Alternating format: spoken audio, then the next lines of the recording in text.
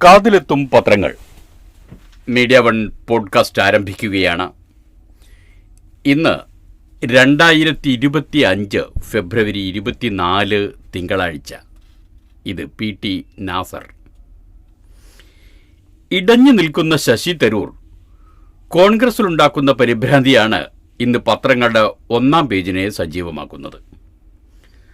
ആറളം ഫാമിലെ ആദിവാസി പുനരധിവാസ മേഖലകളിൽ ദമ്പതികളെ കാട്ടാന ചവിട്ടിക്കൊന്ന വാർത്തയുമുണ്ട്. കണ്ണൂർ ജില്ലയിലാണ് ആറളം ഫാം. കൊല്ലം ചെങ്കോട്ട റൂട്ടിൽ റെയിൽ പാളത്തിൽ ടെലിഫോൺ പോസ്റ്റ് വെച്ചത് അട്ടിമറിക്കുള്ള ശ്രമമാണ് എന്ന് പോലീസ് കണ്ടെത്തിയതും NIA കേസെടുത്തതും ഉണ്ട്. വാർത്തകൾ വിശദമായി കേൾക്കാം. ആദ്യം മലയാള മനോരമയിൽ നിന്നാണ്. കോൺഗ്രസ് രൂക്ഷ വിമർശനവുമായി ശശി തരൂരിൻ്റെ അഭിമുഖം ഇടഞ്ഞു തന്നെ. സംസ്ഥാനത്ത് കോൺഗ്രസിന് നേതൃത്വമില്ല, പുറത്തുള്ള വോട്ടുകളില്ലെങ്കിൽ മൂന്നാം വട്ടവും പ്രതിപക്ഷത്തായിരിക്കും എന്ന് ശശി തരൂർ.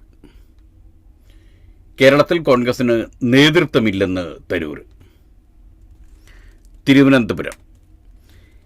കേരളം തെരഞ്ഞെടുപ്പുകളിലേക്ക് കടക്കാനിരിക്കെ സംസ്ഥാനത്തെ കോൺഗ്രസിൽ കോളിളക്കമുണ്ടാക്കി പ്രവർത്തക സമിതി അംഗം ശശി തരൂരിൻ്റെ അഭിമുഖം.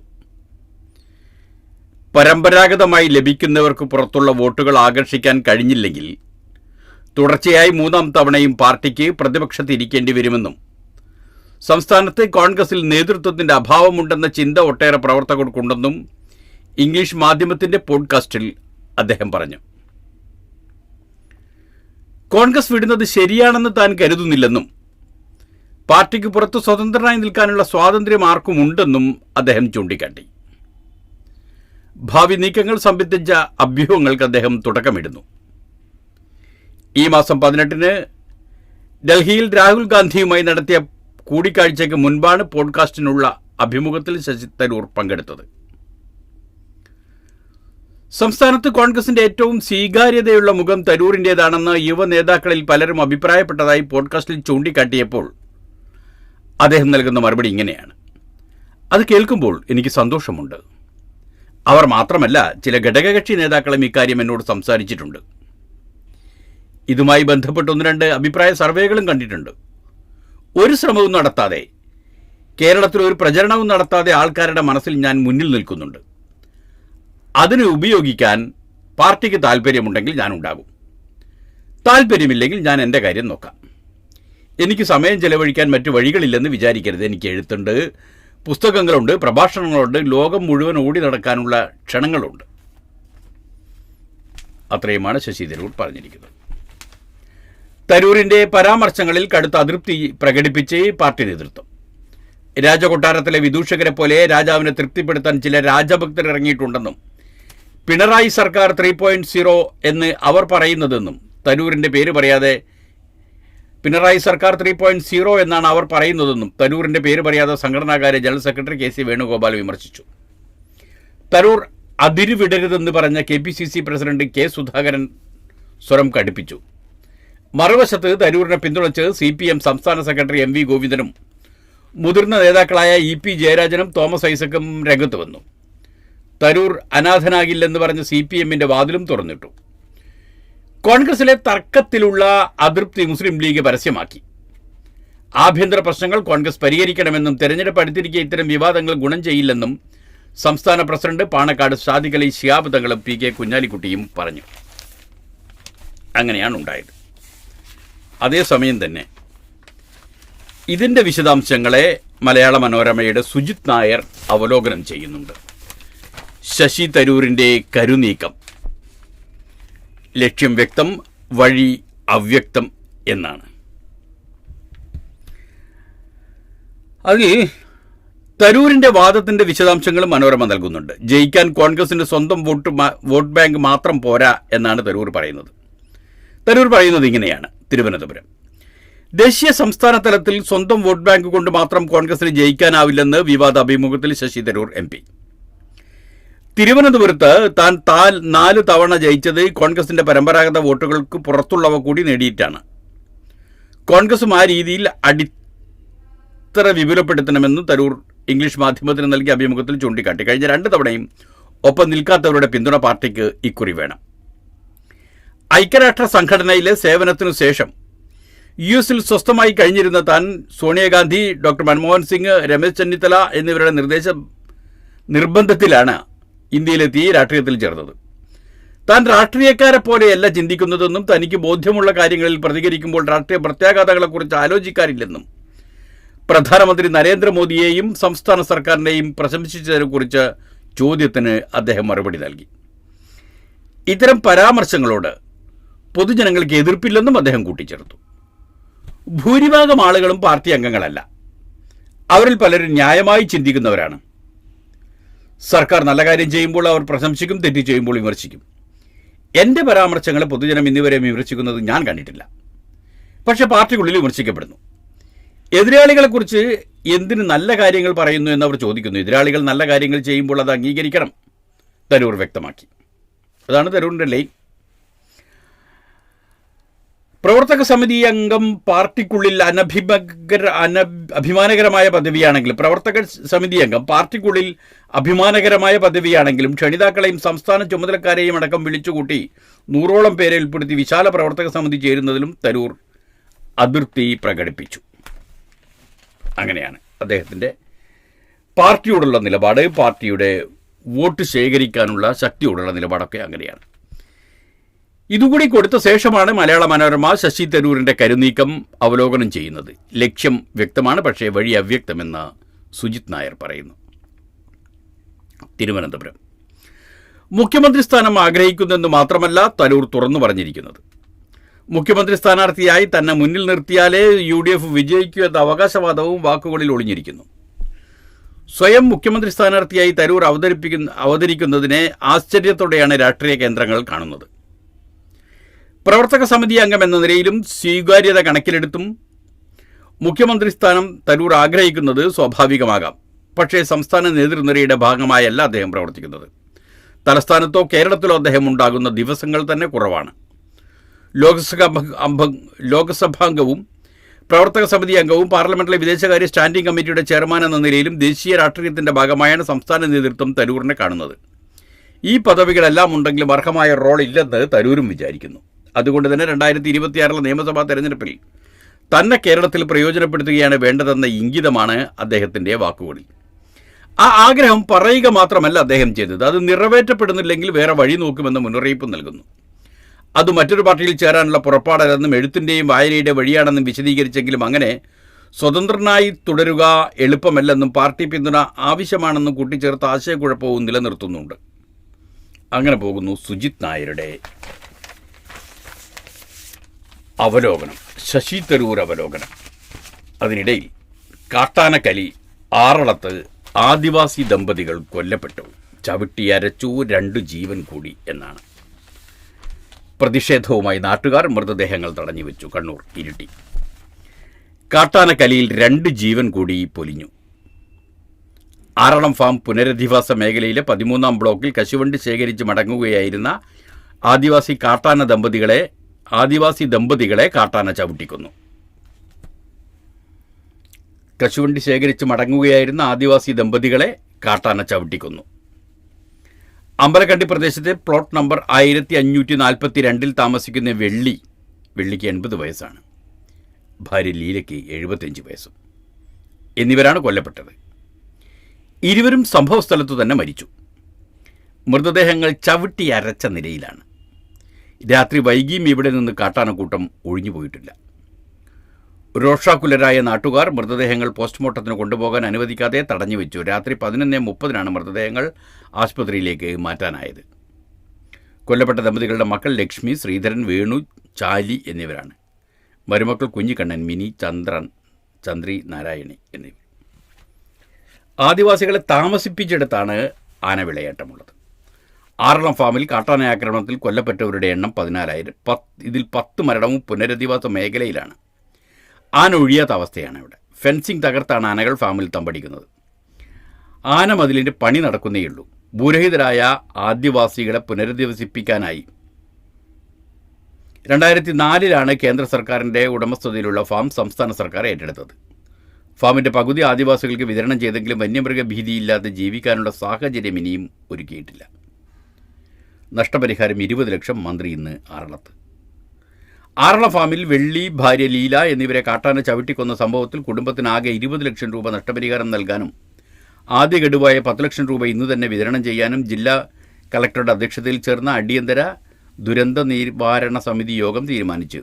ഒരാൾക്ക് 10 ലക്ഷം രൂപ വീതമാണ് ആദ്യ വനം വകുപ്പിൻ്റെ നഷ്ടപരിഹാരം. ഇതിൽ 5 ലക്ഷം രൂപ വീതമാണ് ആദ്യ ഗഡുവായി നൽകുക. മന്ത്രി എ കെ ശശീന്ദ്രൻ ഇന്ന് ഉച്ചയ്ക്ക് ശേഷം ഫാം സന്ദർശിക്കും. തുടർന്ന് ആറള പഞ്ചായത്തിൽ മന്ത്രിയുടെ അധ്യക്ഷതയിൽ സർവകക്ഷി യോഗം ചേരും. രാവിലെ ഉദ്യോഗസ്ഥ തലത്തിലുള്ള യോഗം ജില്ലാ കളക്ടർ വിളിച്ചിട്ടുണ്ട്. ആനമതിലിൻ്റെ നിർമ്മാണവും കാട് വെട്ടിത്തെളിക്കലും വേഗത്തിലാക്കാൻ മന്ത്രി നിർദ്ദേശിച്ചിട്ടുണ്ട്. ഇതൊക്കെ അങ്ങനെയാണെങ്കിലും ആദിവാസികളുടെ ജീവിതത്തിന് യാതൊരു സുരക്ഷിതവുമില്ല എന്നതാണ് സത്യം. മാർപ്പാപ്പയുടെ നില ഗുരുതരമായി തുടരുന്നു. Vatican city. ശ്വാസമുട്ടലിനെ തുടർന്ന് ആരോഗ്യനില വീണ്ടും മോശമായ ഫ്രാൻസിസ് മാർപ്പാപ്പ ശനിയാഴ്ച വലിയ ബുദ്ധിമുട്ടുകളില്ലാതെ ശാന്തമായി ഉറങ്ങിയെന്ന് വത്തിക്കാൻ അറിയിച്ചു. ശനിയാഴ്ച രാവിലെ ആസ്മയ്ക്ക് സമാനമായ ശ്വാസതടസ്സം അനുഭവപ്പെട്ടതിനെ തുടർന്ന് വലിയ തോതിൽ ഓക്സിജൻ നൽകിയിരുന്നു. പ്ലേറ്റ്ലെറ്റ് അളവ് കുറഞ്ഞതുമൂലം വിളർച്ച സ്ഥിരീകരിച്ചതിനാൽ രക്തവും നൽകി. ശനിയാഴ്ച പകൽ മുഴുവൻ ചാലുക്കസേരയിലായിരുന്നു. ശാന്തമായ രാത്രി മാർപ്പാപ്പ നന്നായി വിശ്രമിച്ചു എന്നായിരുന്നു ഇന്നലെ രാവിലെ വത്തിക്കാൻ ഒറ്റവരി പ്രസ്താവനയിൽ അറിയിച്ചത്. പകൽ മാർപ്പാപ്പ ഉണർന്നിരിക്കുകയാണെന്ന് വത്തിക്കാൻ ഉദ്യോഗസ്ഥർ പിന്നീട് പറഞ്ഞു. ചെറിയ ട്യൂബ് വഴി ഓക്സിജൻ നൽകുന്നുണ്ടെങ്കിലും അത് ആവശ്യമില്ലാതെ തന്നെ ശ്വസിക്കാനാകുന്നുണ്ട്. എന്നാൽ രാത്രി നടത്തിയ രക്തപരിശോധനയിൽ വൃക്കയുടെ പ്രവർത്തനം തകരാറിലായതായി സ്ഥിരീകരിച്ചു. ബ്രോങ്കൈറ്റിസ് മൂലം കഴിഞ്ഞ 14-നാണ് ആശുപത്രിയിൽ പ്രവേശിച്ചത്. മാർപ്പാപ്പയുടെ നില ഗുരുതരമാണെന്ന് ആദ്യമായി ശനിയാഴ്ചയാണ് വത്തിക്കാൻ വെളിപ്പെടുത്തിയത്. CPM രേഖയിലെ ഫാസിസ്റ്റ് വ്യാഖ്യാനം ചൂടുപിടിച്ചു എന്നാണ് മാതൃഭൂമി പറയുന്നത്. പരിഹസിച്ചു കോൺഗ്രസ്, അഭിനന്ദിച്ച് BJP, തിരുത്തിക്കാൻ CPI. അങ്ങനെ മാതൃഭൂമിയിലെ വാർത്ത ഇങ്ങനെയാണ്. തിരുവനന്തപുരം. മോദി സർക്കാരിനെ ഫാസിസ്റ്റ് ഭരണകൂടമെന്ന് വിളിക്കാനാകില്ലെന്ന് CPIM കേന്ദ്ര നേതൃത്വത്തിൻ്റെ രേഖയുടെ പേരിൽ ചൂടുപിടിച്ച രാഷ്ട്രീയ ചർച്ച. CPIMനെ കുറ്റപ്പെടുത്തി കോൺഗ്രസും അഭിനന്ദിച്ച് BJPയും രംഗത്തെത്തി.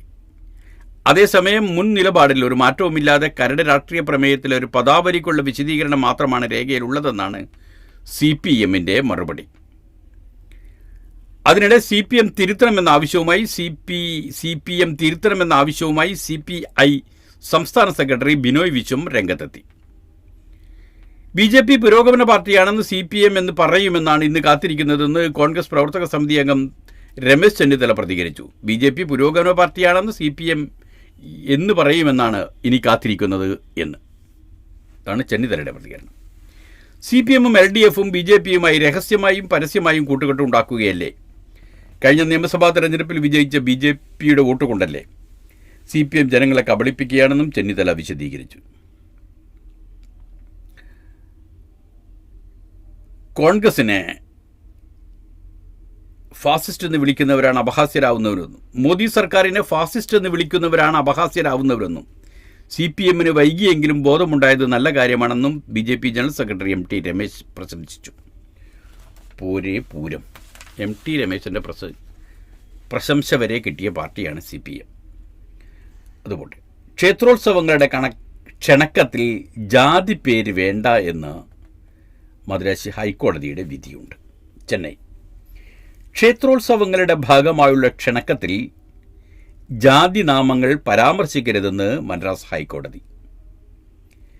പ്രത്യേക ജാതികളുടെ പേരുകൾ പരാമർശിക്കുന്നതും ദളിത് വിഭാഗക്കാരെ പ്രദേശവാസികളെന്ന നിലയിൽ ഊരുകാർ എന്ന് മാറ്റി നിർത്തുന്നതും അംഗീകരിക്കാനാവില്ലെന്ന് justice MS Ramesh, justice AD Maria Clete എന്നിവരുടെ ബെഞ്ച് വ്യക്തമാക്കി.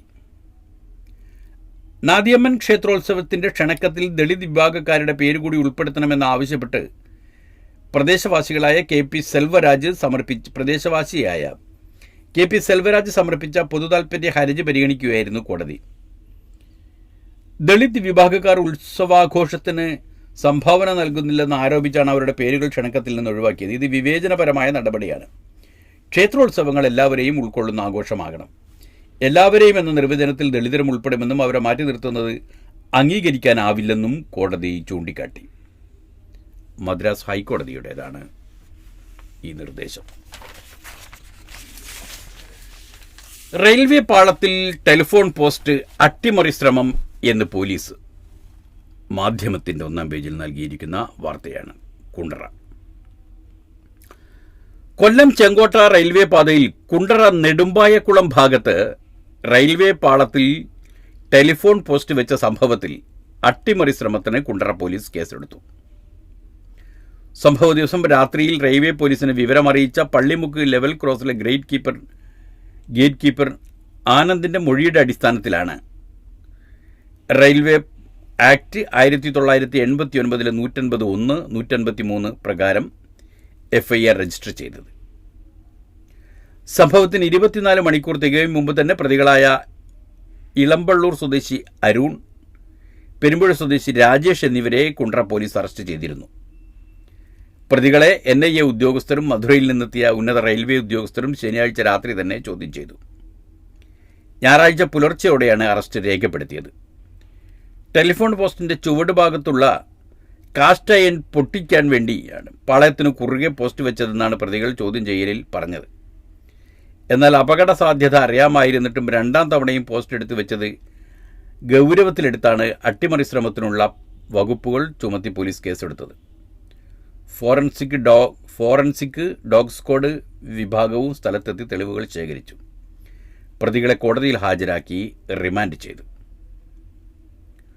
കോഴിക്കോട് വീണ്ടും അമീബിക് മസ്തിഷ്ക ജ്വര മരണം എന്നൊരു വാർത്തയും മാധ്യമത്തിലുണ്ട്. കാപ്പാട് കോഴിക്കോട് വീണ്ടും അമീബിക് മസ്തിഷ്ക ജ്വര മരണം. അമീബിക് മസ്തിഷ്ക ജ്വരം, അതായത് അമീബിക് മെനിഞ്ചോ എൻസെഫലൈറ്റിസ് ബാധിച്ചു മരണം. ഗവൺമെൻറ് മെഡിക്കൽ കോളേജ് ആശുപത്രിയിൽ ചികിത്സയിലായിരുന്ന കാപ്പാട് മുക്കാടിക്കണ്ടി സഫ്നയാണ് മരിച്ചത്. 38 വയസ്സുണ്ട് അവർക്ക്. ഫെബ്രുവരി 3 മുതൽ ചികിത്സയിലായിരുന്നു. നഗ്ലേരിയ ഫൗലോറിയ എന്ന ഇനത്തിൽപ്പെട്ട അമീബിയയിലൂടെയാണ് യുവതിക്ക് രോഗം പിടിപെട്ടതെന്ന് പോലീസ് അറിയിച്ചു. മുക്കാടിക്കണ്ടി അബ്ദുള്ള കോയയുടെയും മാമനിയുടെയും മകളാണ്. ഭർത്താവ് കബീർ കിഴക്കെ പൊയിൽക്കാവില്ല. മക്കൾ മുബഷിർ, ആയിഷ, നൈഫ, മുഹമ്മദ് റഫ്വാൻ, സഹോദരി ലിസ്റ്റ്.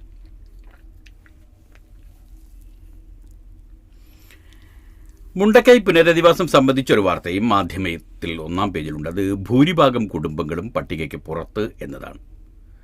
2ാം ഘട്ട പട്ടികയിൽ 81 കുടുംബം മാത്രം. 1023 കുടുംബങ്ങൾക്ക് വീട് നഷ്ടപ്പെട്ടിട്ടും പട്ടികയിൽ ആകെ ഇടം നേടിയത് 323 എണ്ണം മാത്രമാണ് എന്നുണ്ട് വാർത്ത. ഇങ്ങനെയാണ് കൽപ്പറ്റ. മുണ്ടക്കൈ ചൂരൽമല ഉരുൾ ദുരന്ത ബാധിതരെ പുനരധിവസിപ്പിക്കാനുള്ള 2ാം ഗുണഭോക്തൃ പട്ടികയിൽ ഇടം നേടിയത് 81 കുടുംബം. ഇതോടെ 323 കുടുംബം പട്ടികയിൽ ഉൾപ്പെട്ടപ്പോൾ ഇനിയും നിരവധി പേർ പുറത്താണ്. വാസയോഗ്യമല്ലെന്ന് ഡോക്ടർ ജോൺ മത്തായുടെ നേതൃത്വത്തിലുള്ള വിദഗ്ധ സംഘം കണ്ടെത്തിയ നോ ഗോ സോൺ മേഖലയുമായി ബന്ധപ്പെട്ട് ഞായറാഴ്ച പുലർച്ചെ മാനന്തവാടി സബ് കളക്ടറാണ് 2ാം ഘട്ട കരട് പട്ടിക പുറത്തിറക്കിയത്. വീടുകൾ പൂർണ്ണമായി തകർന്നവരുടെ ആദ്യഘട്ട പട്ടികയിൽ 242 കുടുംബങ്ങളാണ് ഉണ്ടായിരുന്നത്. മാസങ്ങൾക്ക് മുമ്പ് ദുരന്ത മേഖലയിൽ നടത്തിയ സർവേ പ്രകാരം 1023 കുടുംബങ്ങൾക്ക് വീട് പൂർണ്ണമായി നഷ്ടപ്പെട്ടതായി സർക്കാർ വ്യക്തമാക്കിയിരുന്നു. കുറഞ്ഞ കുടുംബങ്ങളെ മാത്രം ഉൾപ്പെടുത്തി പട്ടിക പുറത്തു വന്നതോടെ ദുരന്തത്തിനിരയായ നിരവധി പേർ പുനരധിവാസ പദ്ധതിയിൽ നിന്ന് പുറത്താകുമെന്ന് ഉറപ്പായി. ഇനിയും കണ്ടെത്താത്ത 32 പേരടക്കം 298 പേർ മരിച്ച 1200 കോടി രൂപയുടെ നാശനഷ്ടമുണ്ടായ ദുരന്തത്തിനിരയായവരുടെ നിരവധി കുടുംബങ്ങൾ പട്ടികയിൽ ഇടം പിടിക്കാത്തതോടെ പ്രതിഷേധം ശക്തമായി. മാർച്ച് 7 വരെ ആക്ഷേപങ്ങൾ നൽകാൻ അവസരം നൽകിയിട്ടുണ്ട്. എന്നാൽ കഴിഞ്ഞ തവണ പ്രസിദ്ധീകരിച്ച വീട് നഷ്ടപ്പെട്ടവരുടെ പട്ടികയിൽ വ്യാപക പരാതി ഉയർന്നിട്ടും ഒരാളെ മാത്രമാണ് പുതുതായി ഉൾപ്പെടുത്തിയത്. വീട് നഷ്ടപ്പെട്ടവർ, വാടകയ്ക്കും പാടികളിലും താമസിച്ചിരുന്ന ദുരന്തബാധിതർ, ദുരന്തത്തിൽ ഒറ്റക്കായവർ, വാസയോഗ്യമല്ലാത്ത വീടുള്ളവർ എന്നിവരെ ഉൾപ്പെടുത്തിയാണ് പട്ടിക തയ്യാറാക്കിയതെന്നാണ് ജില്ലാ ഭരണകൂടം നൽകുന്ന വിശദീകരണം. അതിനിടെ ഗുണഭോക്താക്കളുടെ എണ്ണം കുറഞ്ഞതോടെ ഒറ്റ ടൗൺഷിപ്പ് മാത്രമാക്കാനുള്ള നീക്കവും നടക്കുന്നുണ്ട്. അങ്ങനെയാണ്. പാലക്കാട് നിന്ന് പി പ്രജിനയുടെ ഒരു റിപ്പോർട്ട് മാതൃഭൂമിയിലുണ്ട്. അത് വന്യമൃഗങ്ങൾ കാരണമുള്ള കൃഷിനാശത്തിന് വനംവകുപ്പിനുള്ള നഷ്ടപരിഹാരം 10 വർഷം മുമ്പുള്ളതാണ് എന്നാണ്. ഒരേക്കറിൽ കൃഷി ഇറക്കാൻ ചെലവ് വരുന്നത് 35,000 രൂപയാണ്. നഷ്ടപരിഹാരം കിട്ടുക 25,000 രൂപ മാത്രവുമാണ്. 10 വർഷത്തിനിടെ കൃഷി ചെലവ് കുത്തനെ കൂടി, വിത്തിനും വളത്തിനും വില ഇരട്ടിയായി, തൊഴിലാളികളുടെ കൂലിയും കൂടി. എന്നിട്ടും വന്യമൃഗം കാരണമുള്ള കൃഷിനാശത്തിന് വനം വകുപ്പ് നൽകുന്നത് 10 വർഷം മുമ്പ് പ്രഖ്യാപിച്ച തുക മാത്രമാണ്. 2015 ജനുവരി 8-നാണ് വനം വകുപ്പ് നഷ്ടപരിഹാരം കൂട്ടിയ ഉത്തരവിറക്കിയത്. ഉത്തരവ് പ്രകാരം ഓരോ ഹെക്ടറിലെ നെൽകൃഷി വന്യമൃഗങ്ങൾ നശിപ്പിച്ചാൽ 11,000 രൂപയാണ് നഷ്ടപരിഹാരം. അതായത് ഒരു ഏക്കറിന് ഏതാണ്ട് 25,000 രൂപ. എന്നാൽ ഒരു ഏക്കറിൽ നെൽകൃഷി ചെയ്യാൻ 30,000 മുതൽ 35,000 രൂപ വരെ ചിലവാകുമെന്ന് കർഷകർ പറയുന്നു. അതാണ് ആ കഥകൾ. അതിനിടയിൽ 10,000 സാക്ഷി ഹസൻ നസ്രുള്ളയെ ഖബറടക്കി ഹിസ്ബുള്ള. ഇന്നലെയാണ് ഹസൻ ഹിസ്ബുള്ളയുടെ സെക്രട്ടറി ജനറലായിരിക്കെ ഇസ്രായേൽ ബോംബാക്രമണത്തിൽ കൊല്ലപ്പെട്ട ഹസൻ നസ്രുള്ളയുടെ ഖബറടക്കം നടന്നത്. ബൈറൂത്തിൽ നിന്നുള്ള വാർത്താ മാധ്യമത്തിൽ ഹിസ്ബുള്ള തലവനായിരുന്ന ഹസൻ നസ്രുള്ളയുടെ ഖബറടക്ക ചടങ്ങിൽ പങ്കെടുത്ത് 10,000. ലബനാന്റെ തലസ്ഥാനമായ ബൈറൂത്തിൽ ഇസ്രായേൽ വ്യോമാക്രമണത്തിൽ കൊല്ലപ്പെട്ടിട്ട് 5 മാസങ്ങൾക്ക് ശേഷമാണ് നസ്രുള്ളയുടെ ഖബറടക്കം നടന്നത്. കറുത്ത വസ്ത്രം ധരിച്ചും ഹിസ്ബുള്ളയുടെ പതാകയും നസ്രുള്ളയുടെ ചിത്രങ്ങളും ഉയർത്തിപ്പിടിച്ചുമാണ് അനുയായികൾ ഖബറടക്കത്തിന് മുന്നോടിയായുള്ള ചടങ്ങിലേക്ക് ഒഴുകിയെത്തിയത്. തിങ്ങി നിറഞ്ഞ കാമിൽ ചമാവുൺ സ്പോർട്സ് സിറ്റി സ്റ്റേഡിയത്തിലായിരുന്നു ചടങ്ങുകൾ. കുട്ടികളും സ്ത്രീകളുമടക്കം നിരവധി പേർ വിദൂര ദേശങ്ങളിൽ നിന്നും കൊടും തണുപ്പിൽ കാൽനടയായി ചടങ്ങിനെത്തി. നസ്രുള്ളയുടെ പിൻഗാമിയായി നിശ്ചയിക്കപ്പെട്ടതിന് പിന്നാലെ കൊല്ലപ്പെട്ട ഹാഷിം സഫിയുദ്ദീൻ്റെയും ഛായാചിത്രങ്ങൾ തെക്കൻ ബൈറൂത്തിലൂടെ നീളമുള്ള ചുവരുകളിലും പാലങ്ങളിലും സ്ഥാപിച്ചിട്ടുണ്ട്. 30 വർഷത്തിലേറെ ഹിസ്ബുള്ളയെ നയിച്ച ഹസൻ നസ്രുള്ള കഴിഞ്ഞ വർഷം സെപ്റ്റംബറിൽ ഇസ്രായേൽ ആക്രമണത്തിനാണ് കൊല്ലപ്പെട്ടത്. ഹിസ്ബുള്ളയുടെ ആസ്ഥാനവും ഓപ്പറേഷൻസ് കേന്ദ്രമായ കെട്ടിടത്തിൽ 80-ലേറെ ബോംബുകളിട്ടായിരുന്നു ഇസ്രായേൽ ആക്രമണം. സുരക്ഷാ കാരണങ്ങളാൽ അന്ന് മാറ്റിവെച്ച ഖബറടക്ക ചടങ്ങാണ് ഞായറാഴ്ച നടത്തിയത്. ചടങ്ങുകൾക്കിടെ ഇസ്രായേൽ സ്റ്റേഡിയത്തിന് മുകളിലൂടെ ഇസ്രായേലി വ്യോമസേന F-15, F-35 വിമാനങ്ങൾ പറത്തി. അതേസമയം ഖബറടക്ക ചടങ്ങുകൾ നടക്കുന്നതിൻ്റെ 20 കിലോമീറ്റർ അകലെ ഇസ്രായേൽ വ്യോമാക്രമണം നടത്തിയതായി ലബനൻ മാധ്യമങ്ങൾ റിപ്പോർട്ട് ചെയ്തു. നിരവധി റോക്കറ്റ് വിക്ഷേപണ കേന്ദ്രങ്ങൾ ആക്രമിച്ചതായി ഇസ്രായേൽ സൈന്യം പ്രതികരിച്ചു. വെടിനിർത്തൽ കരാർ നിലവിലിരിക്കെ ലബനനിൽ ഇസ്രായേൽ ആക്രമണം തുടരുകയാണ്.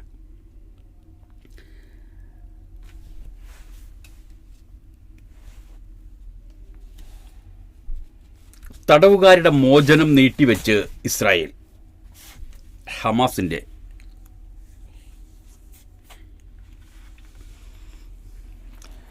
മാതൃഭൂമിയുടെ വിദേശം പേജിൽ നിന്നുള്ള വാർത്ത വായിക്കാം.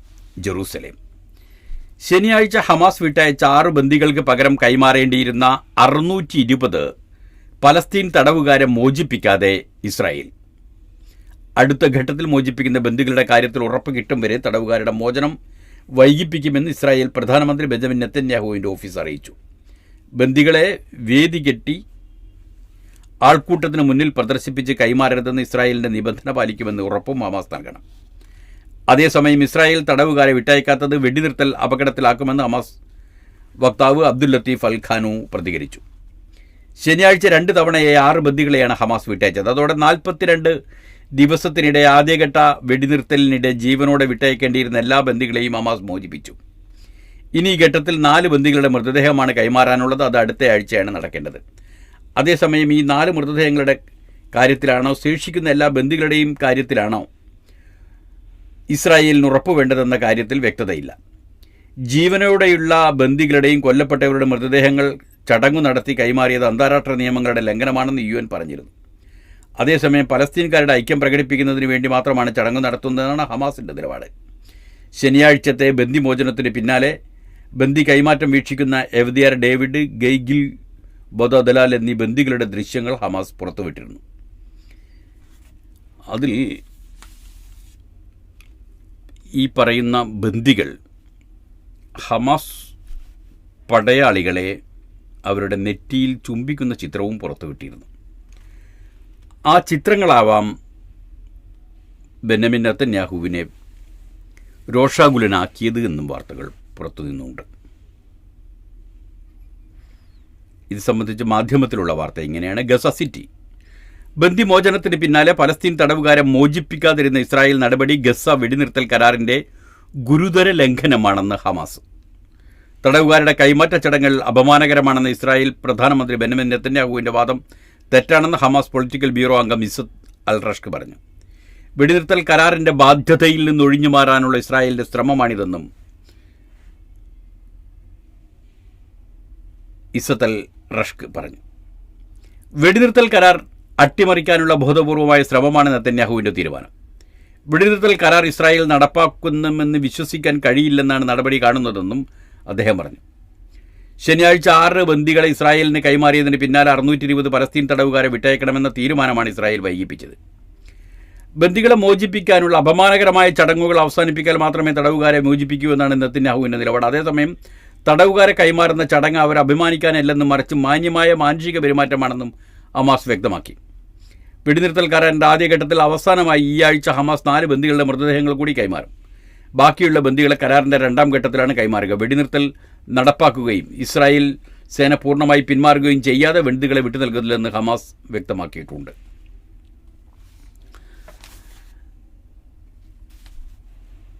ജർമ്മൻ തെരഞ്ഞെടുപ്പ് ഫലം ഇന്നറിയാം. പ്രതിപക്ഷം അധികാരത്തിലേക്കെന്ന് സൂചന. ബെർലിനിൽ നിന്നുള്ള വാർത്താ മാധ്യമത്തിൽ.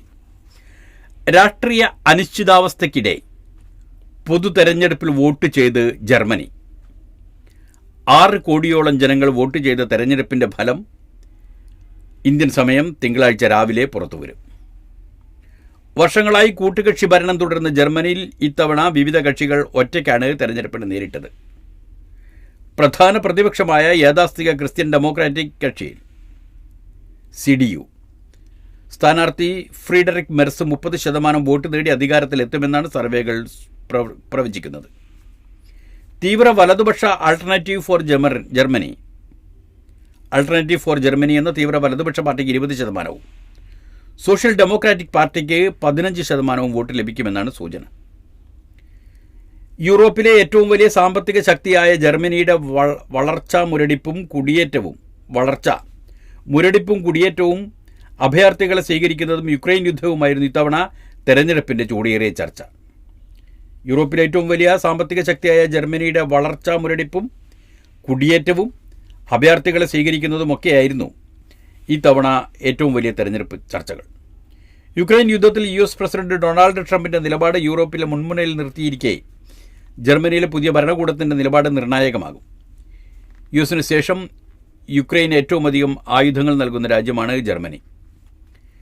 ഭരണമുന്നണിയുടെ ഭിന്നതയ്ക്ക് പിന്നാലെ നവംബറിൽ വിശ്വാസ വോട്ടെടുപ്പിൽ പരാജയപ്പെട്ടതോടെയാണ് പാർലമെന്റ് പിരിച്ചുവിട്ട് ചാൻസലർ ഒലാഫ് ഷോൾസ് ഇടക്കാല തെരഞ്ഞെടുപ്പ് പ്രഖ്യാപിച്ചത്.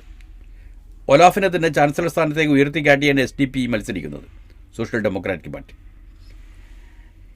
AFDയുടെ ആലിസ് വെഡലും ഗ്രീൻ പാർട്ടിയുടെ റോബർട്ട് ഹാവക്കും ചാൻസലർ സ്ഥാനാർത്ഥികളായി രംഗത്തുണ്ട്. ശതകോടീശ്വരനും ട്രംപിന്റെ പ്രധാന ഉപദേഷ്ടാവുമായ ഇലോൺ മസ്ക് AFDക്ക് പരസ്യ പിന്തുണ പ്രഖ്യാപിച്ചിട്ടുമുണ്ട്.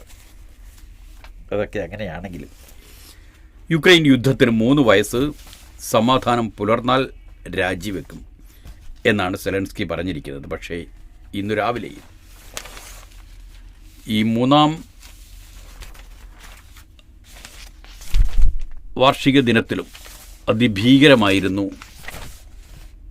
ആക്രമണം, റഷ്യയുടെ ആക്രമണം. അതിഭീകരമായ തോതിൽ 267 റഷ്യൻ ഡ്രോണുകളാണ് ഇന്നലെ റഷ്യ യുക്രൈനു നേരെ അയച്ചത്. ആ വാർത്തയും മാധ്യമത്തിലുണ്ട്. കീയവ് 3 വർഷത്തിനിടെ യുക്രൈൻ ഒറ്റ ദിവസത്തെ ഏറ്റവും വലിയ ഡ്രോൺ ആക്രമണം നടത്തി റഷ്യ. 267 ഡ്രോണുകളാണ് റഷ്യ കഴിഞ്ഞ രാത്രിയിൽ പ്രയോഗിച്ചതെന്ന് യുക്രൈൻ വ്യോമസേന അറിയിച്ചു. ആക്രമണത്തിൽ എത്ര പേർ കൊല്ലപ്പെട്ടെന്ന കാര്യം വ്യക്തമല്ല. തലസ്ഥാനമായ കിയവടക്കം 13 മേഖലകളിൽ അടിസ്ഥാന സൗകര്യങ്ങൾ ലക്ഷ്യമിട്ടായിരുന്നു ആക്രമണം. 138 ഡ്രോണുകൾ വെടിവെച്ചിട്ടതായും 119 ഡ്രോണുകൾ നിയന്ത്രണം നഷ്ടപ്പെട്ട് പതിച്ചതായും യുക്രൈൻ ഉദ്യോഗസ്ഥർ അറിയിച്ചു. നിയന്ത്രണം നഷ്ടപ്പെട്ട ഡ്രോണുകൾ നാശമുണ്ടാക്കിയിട്ടില്ല. ഡിനിപ്രോ, ഒഡേസ, പോൾട്ടവ, കിയവ്, സ്പൊരിജിയ തുടങ്ങിയ മേഖലകളിലാണ് ഏറ്റവും കൂടുതൽ നാശനഷ്ടം റിപ്പോർട്ട് ചെയ്യപ്പെട്ടത്. ഈ ആഴ്ച മാത്രം റഷ്യ 1150 ഡ്രോണുകളും 1400 ബോംബുകളും 35 മിസൈലുകളും പ്രയോഗിച്ചതായി യുക്രൈൻ പ്രസിഡന്റ് വ്ളാദിമിർ സെലൻസ്കി ആരോപിച്ചു. സമാധാനം നിലനിർത്താൻ മുഴുവൻ യൂറോപ്യൻ രാജ്യങ്ങളുടെയും US-ൻ്റെയും സംയുക്ത സഹകരണം വേണമെന്ന് അദ്ദേഹം ആവശ്യപ്പെട്ടു. 20 യുക്രൈൻ ഡ്രോണുകൾ തകർത്തതായി റഷ്യൻ പ്രതിരോധ മന്ത്രാലയവും അറിയിച്ചു. യുക്രൈൻ യുദ്ധം അവസാനിപ്പിക്കുന്നത് ചർച്ച ചെയ്യാൻ US president Donald Trump Russian president Vladimir പുടിനുമായി കൂടിക്കാഴ്ച നടത്താനിരിക്കെയാണ് അപകടം. ഈ ആക്രമണം. ഇതോടുകൂടി ഇന്നത്തെ വാർത്തകൾ അവസാനിക്കുന്നു. നാളത്തെ വാർത്തകൾ നാളെ കേൾക്കാം. നന്ദി, നമസ്കാരം.